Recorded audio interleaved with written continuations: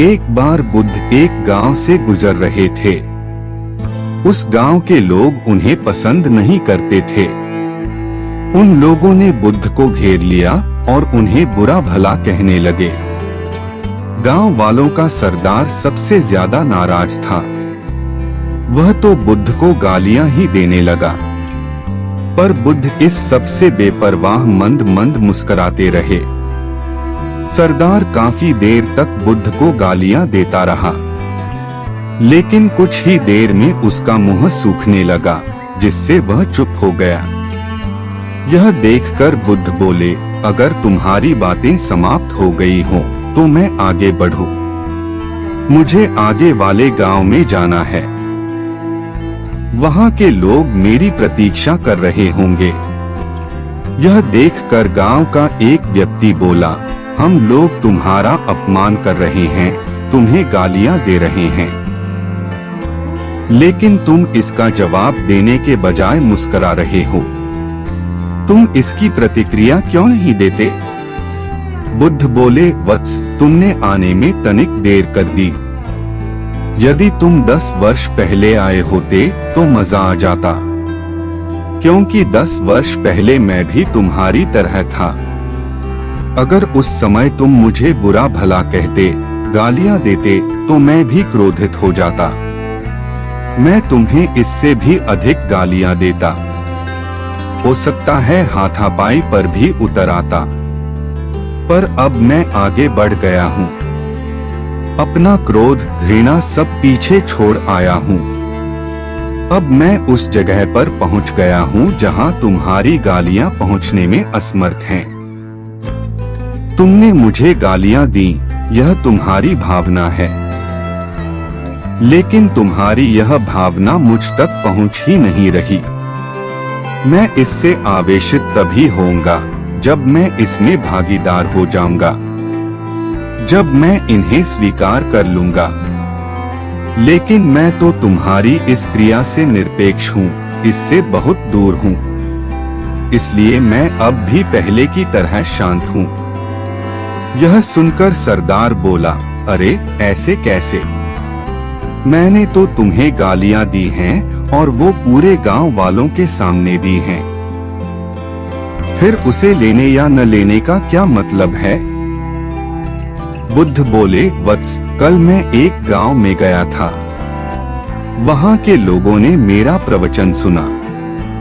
वे बहुत प्रसन्न हुए। गांव का मुखिया मेरे लिए मिठाई लेकर आया और उसे खाने का आग्रह करने लगा। मैंने कहा कि मेरा पेट भरा हुआ है, इसलिए मैं इसे ग्रहण नहीं कर सकता। यह सुनकर वह व्यक्ति मिठाई वापस लेकर चला गया, क्योंकि जब तक मैं कोई चीज लूंगा ही नहीं तो कोई मुझे कैसे दे पाएगा? इसमें तो मेरी सहमति आवश्यक है ना? हाँ, ये तो है। एक व्यक्ति ने बुद्ध का समर्थन किया। बुद्ध ने पुनः पूछा, जब मैंने मिठाई लेने से मना कर दिया तो उन लोगों ने उसका क्या किया होगा? उन्होंने मिठाई अपने घर वालों में बांट दी होगी, एक व्यक्ति ने जवाब दिया। बुद्ध ने कहा, ठीक कहा तुमने। उस मिठाई की तरह ही तुम मेरे लिए गालियां लेकर आए हो और चाहते हो कि मैं इन्हें ग्रहण कर लूं। पर भाई, मैं इन्हें लेता ही नहीं। अब बताओ तुम इनका क्या करोगे? उस व्यक्ति के पास इसका कोई जवाब नहीं था। बुद्ध पुनः बोले, मुझे तुम पर दया आती है वत्स। अरे क्रोध तो मुझे तब आएगा जब मैं ये गालियां ले लूंगा, और जब मैं गालियां लेता ही नहीं तो क्रोध का तो सवाल ही नहीं उठता। बुद्ध की बातों पर सरदार ने कोई प्रतिक्रिया नहीं दी। शायद वह कुछ सोच रहा था।